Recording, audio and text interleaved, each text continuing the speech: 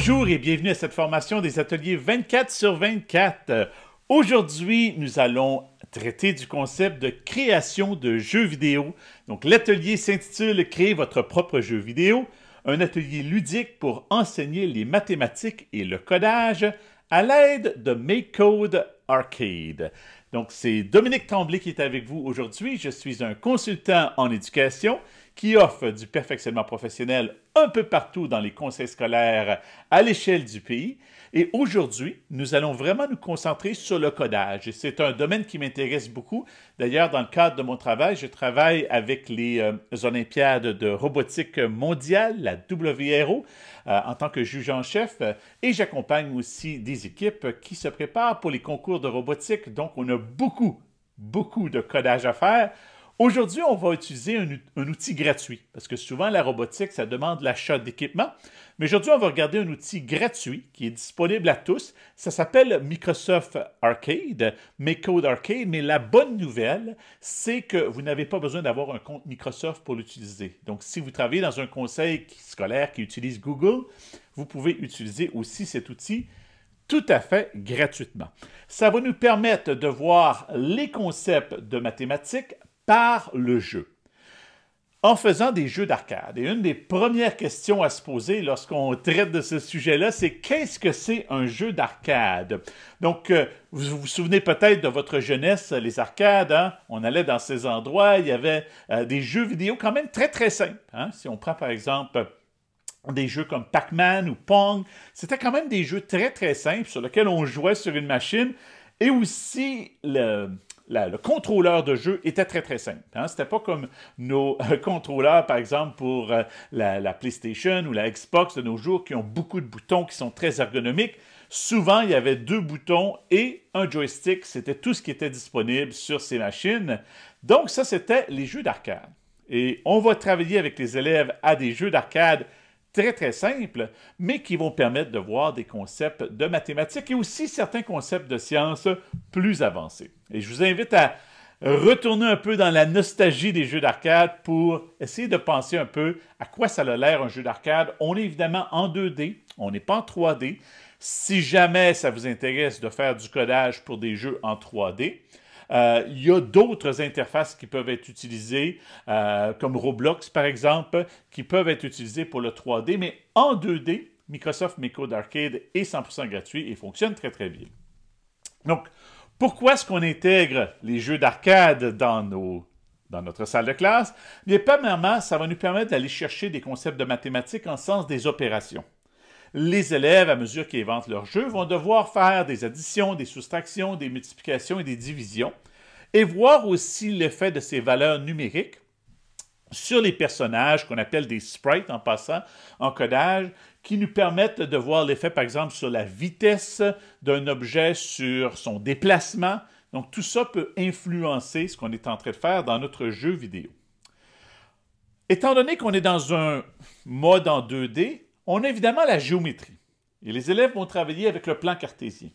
À faire attention, en informatique, souvent, le plan cartésien est légèrement différent de celui qu'on utilise dans la classe de mathématiques en raison de l'écran. Souvent, le point 0,0, ça va être le point en haut à gauche, donc notre origine, et on va monter vers la droite, et aussi, là c'est là que c'est surprenant, on va monter vers le bas. Donc, le point ayant les plus hautes coordonnées, ce serait notre point en bas à droite. Donc ça va être à garder en tête parce que on ne veut pas amener des conceptions erronées chez les élèves, on veut qu'ils apprennent le plan cartésien, mais le faire réaliser qu'en informatique, surtout en production de jeux vidéo, on a un plan cartésien, mais qui est légèrement différent de celui qu'on utilise en mathématiques. Mais c'est ce que les élèves vont devoir utiliser si un jour, ils décident de se rendre dans des études en informatique et travailler dans la conception de jeux vidéo. Et veut pas, on va avoir le concept de la mesure, on va mesurer des distances, on va mesurer aussi des vitesses, on va travailler avec des directions aussi. Donc, ça, ce sont tous des choses qu'on va utiliser.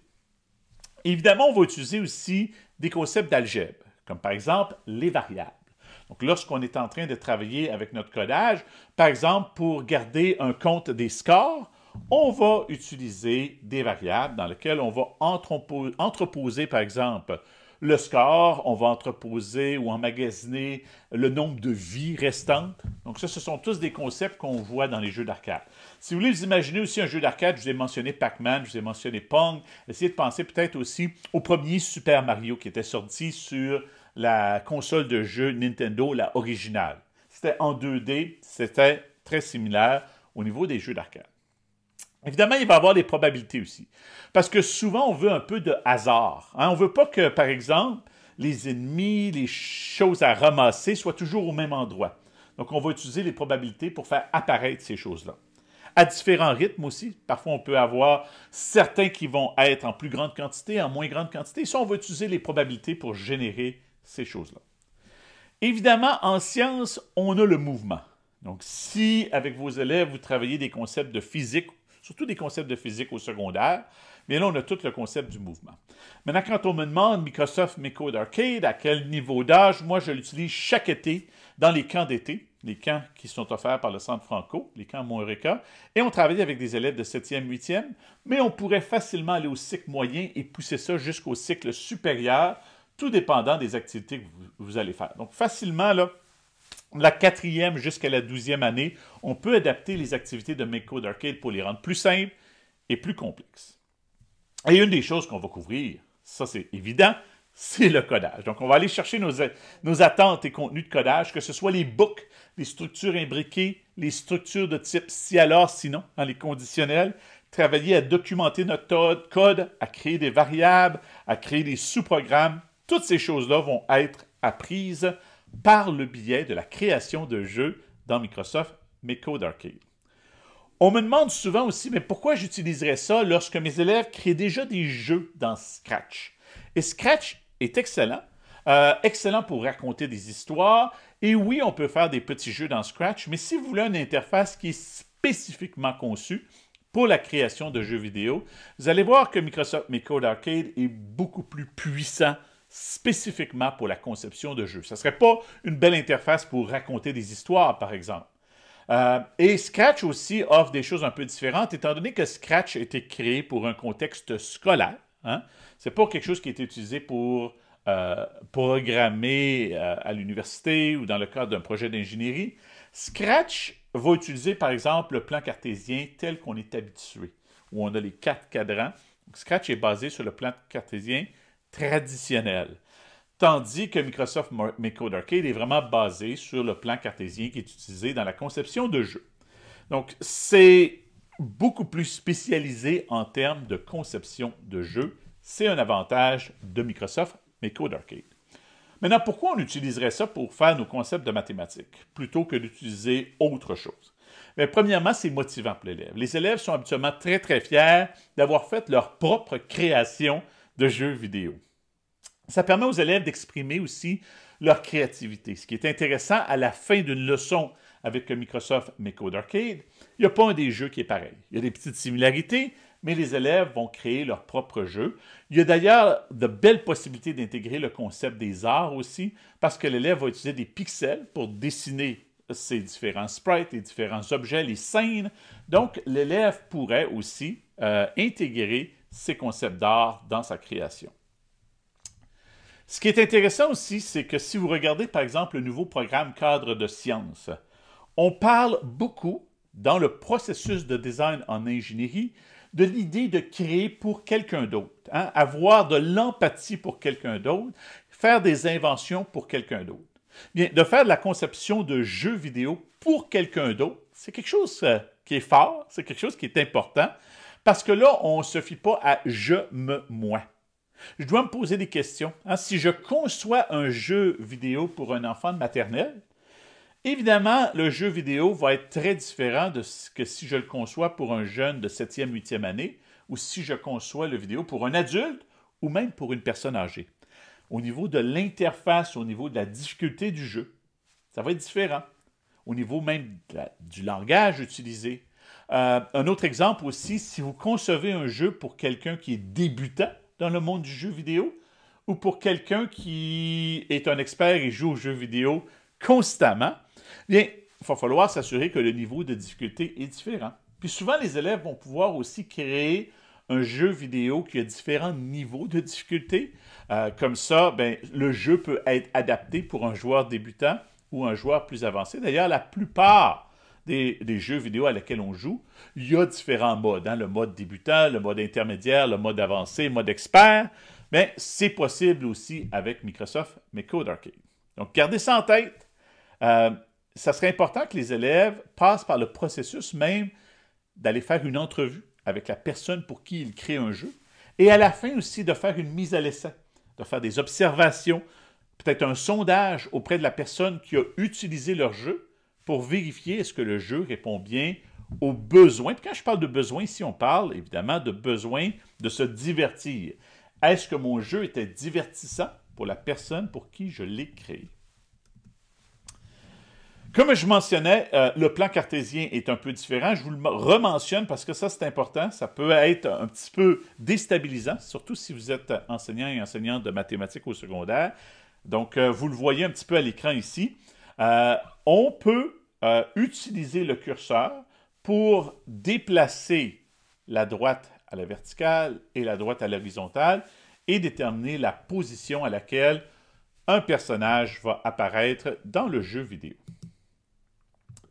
Vous voyez ici, ça c'est un exemple au niveau du sens des opérations. On définit le score comme étant à 0 au départ. Donc ça c'est le score initial. Mais là, à chaque fois que je vais chevaucher un autre objet, mais je vais gagner 5 points. Donc c'est modifier le score de plus 5. Évidemment, si c'était un objet dangereux, je pourrais peut-être soustraire moins 5. Mais là, évidemment, il ne faudrait pas démarrer avec un score de 0. Donc, il faudrait peut-être dire je pars avec 30 points, puis je perds des points à chaque fois que je touche à des ennemis. Donc, ici, on a le sens des opérations. Ici, vous voyez un exemple au niveau des probabilités où je vais définir la position d'un objet de façon aléatoire. Donc, vous voyez que vous avez le mot « choisir aléatoirement » entre 0 et 10. Et ici, vous voyez un exemple d'algèbre où je vais utiliser le théorème de Pythagore pour déterminer la distance entre des objets. Donc, vous voyez ici que j'ai fait mon x au carré plus mon y au carré. J'ai extrait la racine carrée pour me donner la distance. Donc, ici, j'utilise un concept d'algèbre. Donc, ici, on a le concept d'accélération. Donc, l'accélération, veut pas, on en a besoin, surtout lorsqu'on veut, par exemple, simuler la gravité. Donc, on va utiliser l'accélération. L'accélération peut aussi être utilisée pour des objets qui vont se déplacer, par exemple, dans le cas d'une course de voiture. Et on a aussi le concept de vitesse, et vous allez voir que les vitesses peuvent être positives et négatives, et ça va influencer la direction dans laquelle les objets vont se déplacer. Donc, pour aller sur le site de Microsoft McCode Arcade, vous allez aller sur arcade.mcode.com, et lorsque vous arrivez sur le site, vous allez voir que la première chose à faire, c'est de choisir la langue française. Il est possible que ça l'apparaisse en français, mais que ça ne soit pas en français. Et la raison, c'est que plusieurs furteurs, comme Google Chrome ou Microsoft Edge, ont tendance à traduire les sites automatiquement à la langue de l'utilisateur. Mais ce n'est pas la version originale. Si vous voulez vraiment la version originale de Microsoft McCode Arcade en français, il va falloir aller sur Langue ici et choisir le français. Donc moi, je le fais même si l'interface est déjà en français. Si vous êtes dans un conseil scolaire, Microsoft ou Google, vous pouvez vous brancher ici, vous voyez, avec Microsoft ou avec Google. Moi, j'ai un compte Microsoft, donc je vais me brancher. L'avantage de se brancher avec notre compte, c'est que ça nous permet de sauvegarder nos créations. Si vous n'avez pas de compte et vous commencez à créer, ça va se sauvegarder en utilisant les cookies de votre furteur. Donc, si malheureusement, vous redémarrez les cookies, ben, il y a des risques de perdre votre projet. Donc, on va commencer tout de suite. On va aller ici dans « Nouveau projet ». Je vais donner un nom. Je vais l'appeler « Super jeu ». Vous pouvez donner le nom que vous voulez ici. Et voilà. Et là, vous êtes dans l'interface de codage. Je vais grossir un petit peu pour que vous puissiez mieux voir ici. Et là, ici, vous voyez qu'on a un seul bloc de codage qui s'appelle « Au démarrage ». Si jamais vous enseignez à des élèves plus vieux et qui sont prêts à faire du codage textuel, vous avez aussi l'accès à coder en JavaScript ou en Python. Vous pouvez même faire tout votre code en bloc et à la fin le traduire en JavaScript et en Python. Comme ça, les élèves peuvent faire la transition vers le codage en bloc, du codage en bloc vers le codage textuel. OK. Ici, vous avez votre contrôleur de jeu à gauche. Et votre contrôleur de jeu, vous pouvez le mettre en plein écran, en appuyant sur cette icône, ou le mettre en plus petit comme ça ici. Évidemment, quand il est en plein écran, on ne voit pas notre code, donc c'est important de le remettre en plus petit pour être capable de voir notre code. Maintenant, on veut commencer le jeu. Et le jeu, ça va inclure au moins un personnage, un arrière-plan. Donc, on va commencer étape par étape. Les premiers blocs vont aller dans la section au démarrage. Mais évidemment, après, on va s'ajouter d'autres boucles qui vont nous permettre de continuer le jeu. Donc, première étape, c'est d'aller sur Sprite. Les couleurs des différentes sections, ici, un peu comme dans Scratch, peuvent aider l'élève à savoir et à se retrouver. Mais on va venir ici dans Créer. Vous voyez, vous avez Définir MySprite ici. Donc, je vais venir ici le définir. Et là, au lieu de l'appeler juste MySprite, je vais lui donner un nom. Donc, disons que je l'appelle Mario ou Luigi, peu importe le nom. Ou vous pourriez lui donner le nom que vous voulez. C'est ici qu'on a un peu des liens aussi avec la littératie où les élèves peuvent donner des noms à leurs personnages en fonction de qu'est-ce qu'ils vont faire ou de qu'est-ce qu'ils ont l'air. Ici, dans Sprite, c'est ici que je vais venir choisir l'apparence. Donc, je vais venir choisir ici mon apparence. Je pourrais utiliser les outils de dessin ici pour dessiner mon sprite au complet.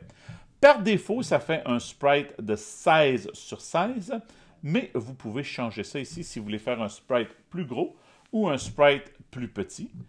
Moi, ici, aujourd'hui, étant donné qu'on a un temps limité ensemble, je vais aller dans la galerie et je vais aller chercher un sprite déjà existant. Donc, vous allez voir qu'il y a des sprites plus petits, des sprites plus gros, et vous pouvez venir choisir un sprite qui existe déjà. À partir d'un sprite qui existe déjà aussi, si vous voulez changer, par exemple, si je viens chercher ici le pot de peinture ou le crayon, je vais venir chercher le pot de peinture ici, je pourrais remplacer la couleur ici de ces objets-là par du vert. Je pourrais terminer. Et là, ici, je pourrais venir renommer mon joueur, étant donné qu'il est en vert ici. Je vais renommer la variable et je vais l'appeler Luigi dans ce cas-là. Donc, vous voyez que c'est possible ici, là, quand je dis que les élèves peuvent vraiment changer le jeu, puis il y avait tellement de choix déjà existants, plus tout ce que les élèves peuvent créer. Maintenant, ici, ça dit de type Player. Si vous voulez, vous pourriez le mettre en français aussi. Vous pourriez renommer l'objet ici, le type d'objet. Donc, ici, où je pourrais juste ajouter un nouveau type d'objet et l'appeler le type joueur.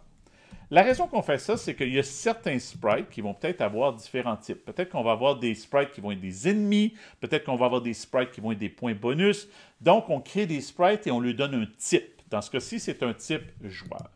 Donc, malgré le fait que parfois, vous allez voir quelques mots anglais, vous pouvez renommer ces variables-là, comme MySprite, je l'ai renommé en Luigi.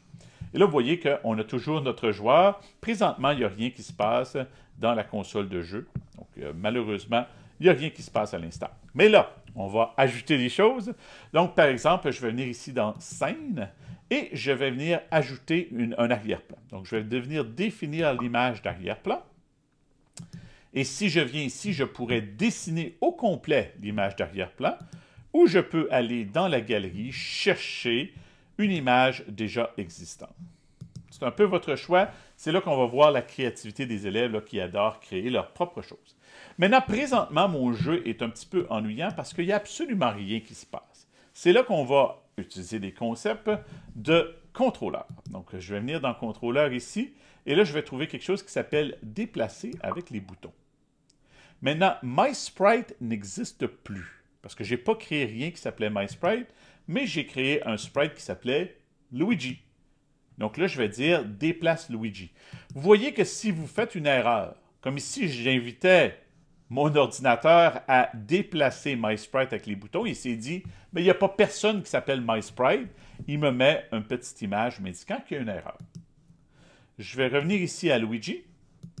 Et là, maintenant, vous voyez que si j'utilise le joystick qui se retrouve ici, je peux maintenant déplacer Luigi, comme ça ici.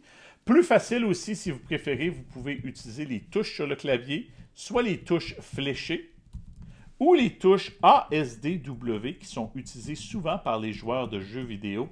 ASDW, ou ce qu'ils appellent souvent le WASD, WASD, qui me permet de déplacer aussi mon joueur. OK, donc là, ça va bien. Vous allez remarquer qu'il y a un petit plus ici qui me permettrait d'ajouter la vitesse. Donc, si vous voulez ici que je teste, vous voyez là, il est à une vitesse de 100. Donc, quand je déplace, si vous voulez que le personnage se déplace plus vite ou moins vite, plus vite on ne peut pas, mais moins vite, je pourrais par exemple mettre que les boutons vont à 50-50. Ça, c'est la vitesse en X et la vitesse en Y. Donc là, maintenant, vous voyez que les boutons, je sens que mon personnage est beaucoup plus lent. Évidemment, moi, je vais le remettre à 100, qui est quand même une bonne valeur pour ce type de jeu, ou vous pourriez tout simplement enlever cette section-là si vous ne la voulez pas. OK, donc là, on a la base, de fait. Présentement, je peux le mettre en plein écran et je peux déplacer mon personnage sur l'écran, mais il n'y a rien qui est vraiment amusant. Vous allez voir aussi que ici, mon personnage pourrait sortir de l'écran. Donc, on va probablement vouloir ajouter une ligne de code qui nous dit de ne pas sortir de l'écran. Dans certains cas, on va vouloir sortir de l'écran. Dans d'autres cas, on va vouloir rester sur l'écran. Donc ça, vous allez voir qu'il y a vraiment beaucoup de fonctionnalités qui nous permettent de gérer ça. Donc ici, vous allez en trouver une dans Sprite qui s'appelle « Définir my sprite ». Comme, là je vais définir Luigi évidemment, comme restant à l'écran, comme étant on. Et là, ce que ça fait, c'est que ça fait que maintenant, s'il arrive sur les rebords, il ne peut pas dépasser les rebords. Évidemment, aujourd'hui, dans l'atelier, c'est une courte introduction. On n'aura pas le temps de tout faire, mais je vous invite à explorer les différents blocs de codage. Aujourd'hui, on fait une petite introduction. OK. Donc, maintenant, on veut ajouter un petit peu d'interactivité, parce que là, présentement, il n'y a aucun but dans mon jeu. Donc, ce que je vais faire, c'est que je vais vouloir aller attraper des ennemis, attraper des méchants, faire quelque chose. C'est là que vient en jeu la section qui s'appelle « Jeu ». Vous allez voir qu'il y a ici une boucle. Et la boucle, c'est un concept que l'élève apprend à partir de la 3e année dans le programme cœur. Une répétition. Et souvent, dans Scratch, il va faire, par exemple, répéter 5 fois. Ici, ce qui est intéressant, c'est qu'on peut répéter, mais à un certain intervalle de temps. Je répète à chaque 500 millisecondes. Et 500 millisecondes, c'est la moitié d'une seconde, parce que 1000 millisecondes est une seconde. Donc, je vais répéter à chaque 500 millisecondes. Et là, ce que je vais faire, c'est que je vais venir générer ce qu'on appelle des projectiles. Donc, on va aller dans projectiles ici. Puis en passant, si ça va un peu trop vite, vous pouvez toujours faire pause, revenir en arrière. C'est l'avantage des instituts 24/24. Donc, je viens dans les sprites ici, et si vous descendez dans les sprites, vous allez retrouver une section qui s'appelle projectiles. Et vous avez deux choix pour les projectiles. Vous pouvez les générer du bord, donc vous voyez, depuis le bord, ou vous pouvez les dégénérer depuis le sprite. Je ne pense pas que c'est ce qu'on veut. Je ne veux pas que par exemple, les objets à ramasser soient générés à partir de Luigi. Je veux que les objets viennent du bord et que moi, je puisse ensuite les attraper. Donc, je vais utiliser le deuxième, qui est de définir un projectile depuis le bord. Et là, je pourrais, si je voulais, donner un nouveau nom au projectile. Donc, moi, je vais faire un Luigi qui adore les tacos. Donc, je vais appeler ça des tacos ici. Donc, je vais générer des tacos. Évidemment, il va falloir aller ici choisir l'apparence. Je pourrais dessiner moi-même un taco. Ou je peux venir dans la galerie et je connais un peu l'interface ici. Je sais qu'il y a des tacos qui sont disponibles à quelque part ici. Et voilà. J'ai un taco ici. Et vous allez voir, il y a deux tacos. Celui-ci est un 16/16 et il y a celui-ci qui est un 32/32. Donc, moi, je vais aller chercher le 16/16. Vous voyez ici, 16/16, qui est une grandeur un peu plus raisonnable. Et là, vous voyez qu'il y a un taco qui va apparaître. Donc, ça devrait apparaître sur le jeu ici. On va le démarrer.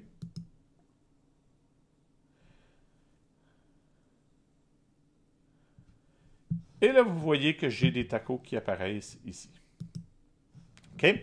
Maintenant, ces tacos-ci, vous avez vu qu'ils apparaissent toujours du coin supérieur gauche. Moi, ce que je voudrais ici, c'est peut-être avoir des tacos qui viennent d'un peu partout. Et ça, c'est la vitesse qui va gérer ça. Et là, vous voyez que c'était un petit peu lent. Ce que je vais faire, c'est que je vais recharger Microsoft Mi Code Arcade. Vous voyez que, étant donné que j'avais ouvert mon compte Microsoft, il s'est sauvegardé. Et là, j'espère que maintenant, en faisant un rechargement, vous voyez.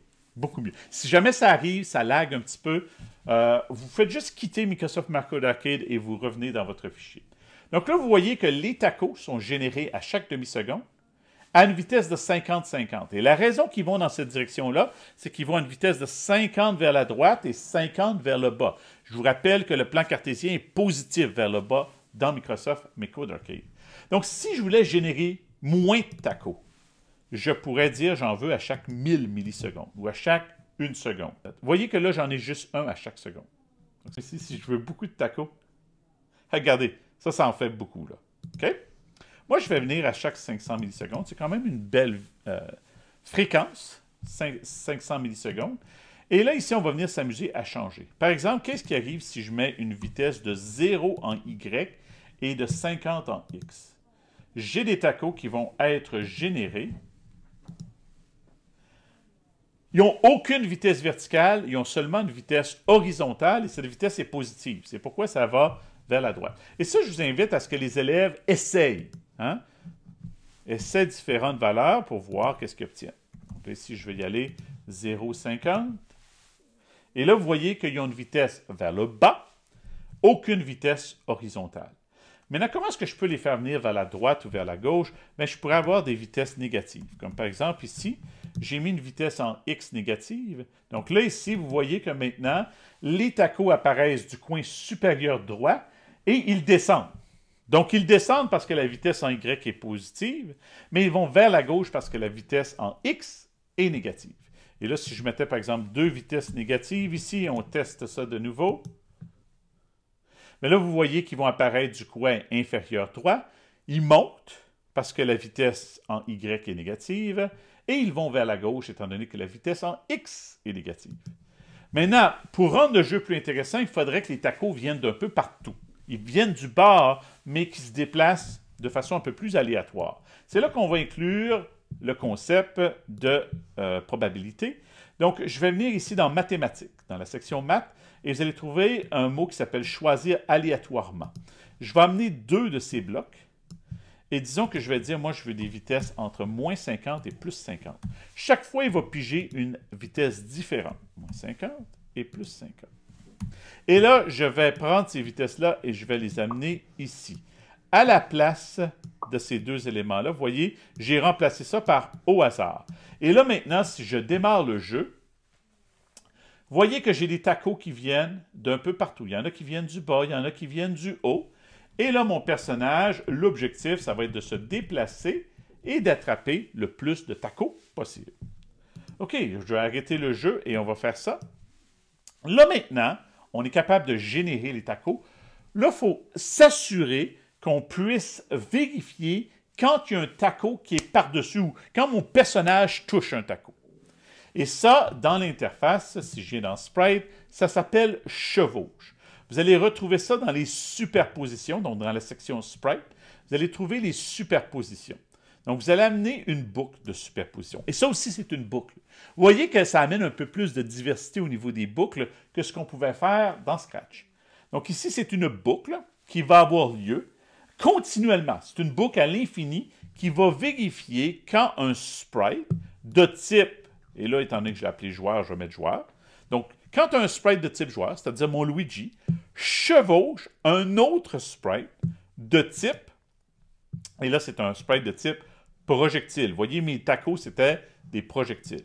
Donc, quand j'ai un sprite de type joueur qui touche un autre sprite de type projectile, bien, qu'est-ce que je veux qu'il se passe à ce moment-là? Bien, je veux probablement faire disparaître le taco. Donc, si je viens ici dans Sprite, je devrais trouver quelque chose qui s'appelle... on va essayer de le trouver. Quelque chose qui me permet de détruire le taco. Superposition, cycle de vie, peut-être un peu plus haut, définir, définir. Effacer les effets. Non. Destroy, c'est détruire. OK, je l'ai trouvé. Je ne le trouvais pas, c'est en anglais. OK. Donc, détruire, ça arrive, il y a encore quelques petits mots, malheureusement, en anglais.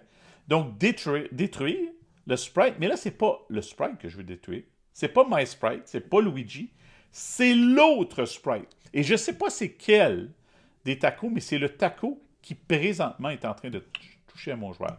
Donc, je vais amener ça dans la poubelle et je vais amener autre sprite ici. Other sprite, autre sprite. Et si vous voulez, vous pouvez mettre un petit effet. Donc, vous avez ici différents effets. Par exemple, vous avez les cœurs, les confettis. Moi, je vais mettre les cœurs parce que veux pas. J'aime ça des tacos. Donc, il y a des petits cœurs lorsque je vais attraper un taco.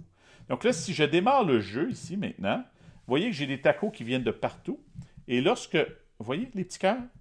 Lorsque j'attrape un taco, il y a des petits cœurs qui apparaissent pour montrer que je l'ai attrapé. Et le taco, rapidement, se détruit. Maintenant, si vous voulez, vous pouvez aussi mettre que ça se détruit un peu plus rapidement. Hein? Parce qu'on ne veut pas passer des heures à voir des petits cœurs. On veut passer au prochain taco. Donc ici, j'ai juste réduit la vitesse de disparition là, de mon taco. Et là, j'attrape tous les tacos. Maintenant, ce qui serait intéressant, ce serait peut-être d'avoir un petit peu de son. Donc, ce que je vais faire ici, c'est que je vais venir ici dans la musique et je vais venir ajouter des sons. Donc, ici, je vais venir chercher, jouer le son budding. Comme ça ici, jouer le son budding. Et là, j'ai le choix entre jusqu'à la fin ou dans le background, donc en arrière-plan. Moi, je vais mettre en arrière-plan parce que je ne veux pas qu'ils prennent tout le temps de jouer budding. Je vais être capable de continuer à jouer pendant que j'attrape un taco. Voilà, et là, je peux... Vous voyez, des fois, il y a des buddings en même temps parce que je touche à plus qu'un taco rapidement. Et voilà, j'attrape les tacos, c'est merveilleux. Super. Et voilà.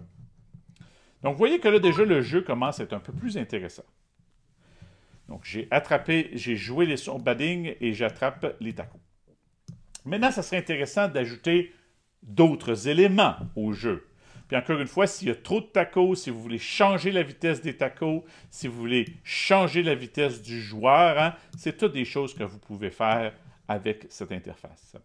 Ça serait une façon, par exemple, de créer différents niveaux du jeu. On pourrait avoir le jeu où les tacos se déplacent plus vite, plus lent, il y a moins de tacos, ce genre de choses-là. C'est comme ça qu'on peut créer différents niveaux du jeu. OK. Donc là, moi, ce que je veux faire, c'est qu'ici, je veux prendre mon jeu de tacos et je vais ajouter des points.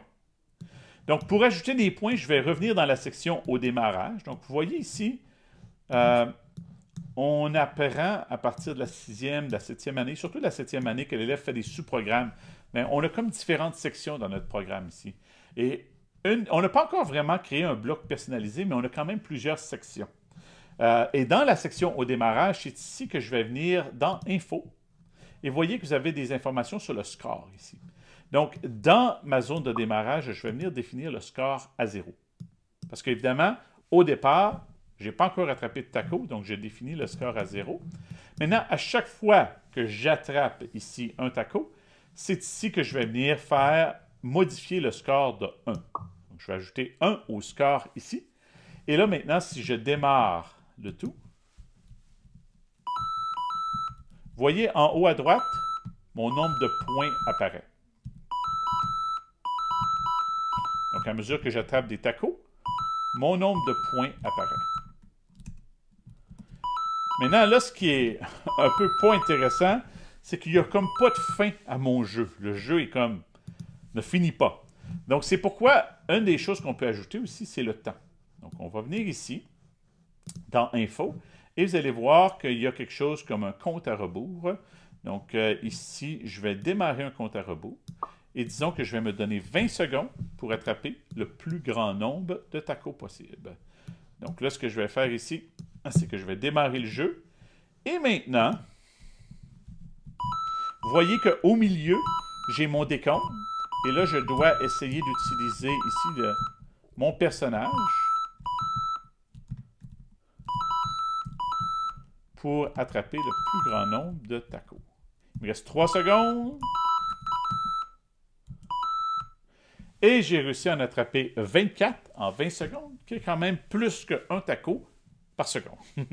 Donc, ici, vous voyez que c'est la fin du jeu, score de 24.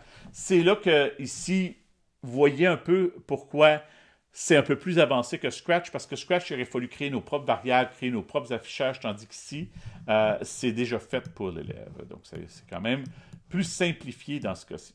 OK. Maintenant, si je veux ajouter un petit peu au jeu, là, on a fait quelque chose où on voulait toucher. Là, on va ajouter quelque chose à un jeu où il va falloir éviter. Hein, c'est comme si c'était des méchants. Donc, dans la mise à jour ici, moi, je vais venir générer. Puis là, je vais me créer une autre mise à jour. Puis ça, j'en générerai pas autant.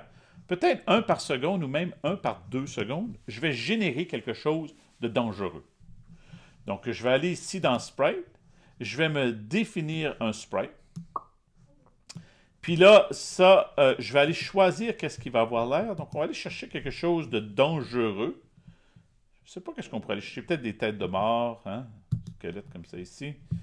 Ou des petits fantômes, là. Quelque chose comme ça. Donc, je vais...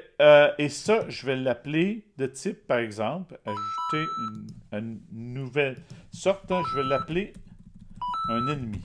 Quelque chose qui est dangereux. On peut toujours arrêter le jeu aussi. Si ça nous dérange, on peut faire stop ici. OK. Et là, je vais l'appeler, disons, squelette. Donc, les squelettes vont être de type ennemi et sont générés à chaque 2 secondes. Donc, il n'y en aura pas autant que ça. Maintenant, les squelettes aussi, ce que je dois faire, c'est que je dois décider où est-ce qu'ils vont apparaître. Donc, ici, je vais venir définir la position du squelette au départ et je vais le mettre au hasard. Donc, ici, vous voyez que la position, c'est ce que je vous parlais tout à l'heure, elle peut aller de 0 à 160 dans ce sens-ci. Et dans ce sens-ci, elle peut aller de 0 à 120 à la verticale. Donc, je vais venir les faire apparaître de façon aléatoire de 0 à 160 et de 0 à 120.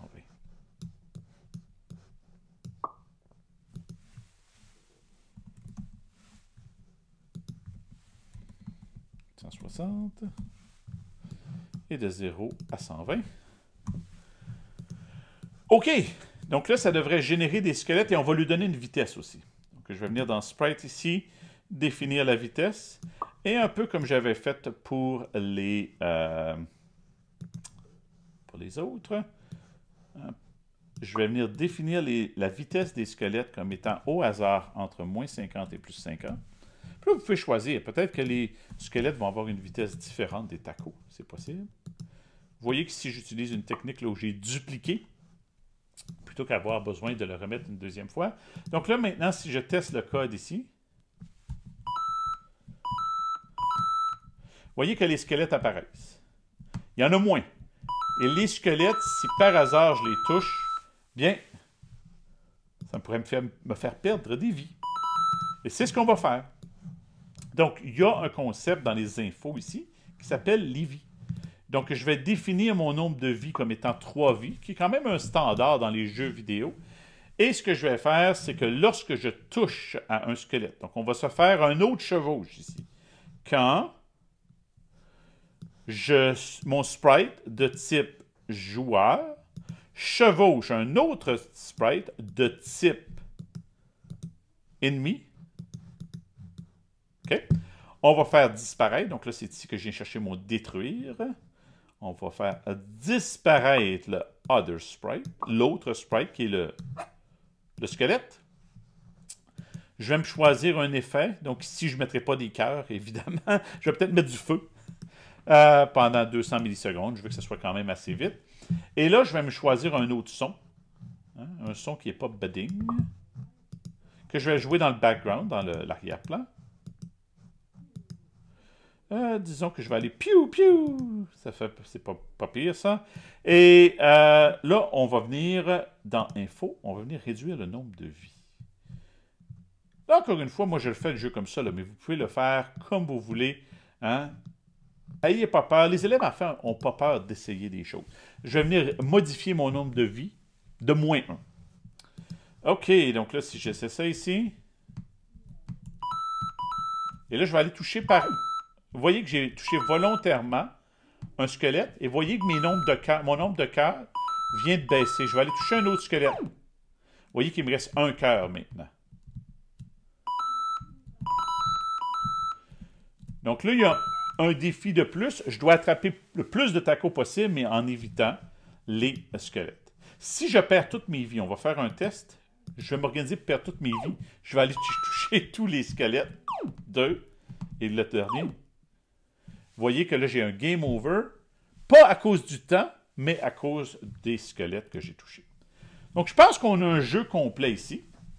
Mon but, ce n'est pas de vous montrer tout ce qui est possible. C'est de vous montrer que c'est possible de faire un jeu, qu'on a beaucoup de concepts de maths, beaucoup de concepts de codage ici. On est allé chercher de l'algèbre, on est allé chercher la vitesse. On n'a pas touché à l'accélération, mais c'est possible aussi. Par exemple, présentement, mon personnage, il flotte, mais sachez que si vous venez ici dans Sprite et que vous définissez une accélération, donc ça, vous allez faire ça ici, définir, par exemple, Luigi, accélération, en Y, à la verticale. Si je viens faire ça ici, puis là, disons que je la mets à 100, vous allez voir que mon personnage, maintenant, regardez, il retombe toujours sur la Terre. Peu importe ce que je fais, il retombe sur la Terre, donc je viens d'ajouter de la gravité. Fait qu'évidemment, dans ce jeu-là, je ne veux pas ça, mais vous voyez que ça serait une façon d'ajouter la gravité. Aussi, je veux attirer votre attention que lorsqu'on commence le jeu, ce n'est pas pour celui-ci, ce n'est pas pour ce jeu-là, là, mais à l'avenir, si vous voulez, vous pouvez définir, au lieu de définir un arrière-plan régulier comme ça ici, vous pouvez définir ce qu'on appelle un tilemap. Vous allez retrouver ça ici dans les scènes. Le tilemap vous permet de créer une interface de jeu, comme je pourrais par exemple mettre du gazon, mais je pourrais aussi créer des murs, comme ça ici, sur mon interface. Donc si je vais utiliser le pot de peinture, mettre du gazon partout, juste pour vous montrer, là. Et là, je vais placer des murs comme ça ici. Je pourrais par exemple faire un jeu de labyrinthe. Oups! Un jeu de labyrinthe, disons, comme ça ici, là. Voilà, quelque chose comme ça. Et là, ce que je viens faire, c'est que vous voyez ici une icône mur. Je vais mettre des murs par-dessus. Ça vient indiquer au jeu que le personnage ne peut pas passer à travers ça. Vous voyez comme ça ici? Donc là, maintenant, quand je commence le jeu, c'est pas pour ce jeu-là, je vous le dis, c'est juste pour vous montrer. Si je démarre le jeu, vous allez voir qu'on va avoir le tilemap. Et le personnage, ici, quand on le déplace... Ah, il faudrait que je mette ça ici. Déplacer le personnage avec les boutons. Vous voyez que le personnage n'est pas capable, même si j'essaie, là, je ne suis pas capable de passer à travers les murs. Ça ne me laisse pas passer à travers les murs. J'essaie de descendre et ça ne fonctionne pas. Fait que ça, c'est les tilemaps, ça vient ajouter beaucoup. Si vous voulez continuer d'apprendre, parce que là, on a fait vraiment une courte introduction, on s'est fait notre premier jeu, sachez que dans Microsoft Make Code Arcade, il y a des tutoriels ici qui enseignent aux élèves, étape par étape, comment faire des jeux. Il y a énormément d'exemples qui existent en ligne, des jeux déjà faits aussi, que les élèves peuvent partir du jeu et ensuite le modifier. Fait que c'est vraiment une interface qui est très, très complète. Je vais attirer votre attention aussi, si je reviens dans mon jeu, vous allez voir qu'il y a ici un petit bouton qui s'appelle « Télécharger » qui permet de faire un téléchargement du jeu sur l'ordinateur. Et ça, qu'est-ce que ça permet de faire? C'est qu'en fait, c'est même pas sur l'ordinateur, ça peut le télécharger un peu comme un microbit sur un petit appareil qui s'appelle un Meowbit. Et ensuite, bien, comme vous voyez, on peut jouer à notre jeu qu'on a créé sur le Meowbit. Donc, on peut jouer sur l'ordinateur, mais c'est cool de pouvoir le télécharger ensuite. Par exemple, si j'ai inventé un jeu pour un enfant de maternelle, il peut partir avec le Meowbit et le tester. Très peu dispendieux, le Meowbit, vous allez en retrouver en ligne et ça permet de jouer sur une petite plateforme. Donc, c'est ce que j'avais à vous montrer aujourd'hui. J'espère que vous avez appris beaucoup. C'était une courte introduction pour vous donner le goût. Vous avez fait votre premier jeu. Le fichier aussi, je vais vous donner accès avec un lien au fichier. Si vous voulez télécharger mon jeu et partir de là, vous pouvez aussi faire ça. N'hésitez pas aussi à réécouter la vidéo et à faire pause pour voir mes saisies d'écran et tenter de reproduire mon code. Merci beaucoup. Je vous invite à continuer d'apprendre dans les Instituts 24/24. C'était Dominique Tremblay. Amusez-vous bien.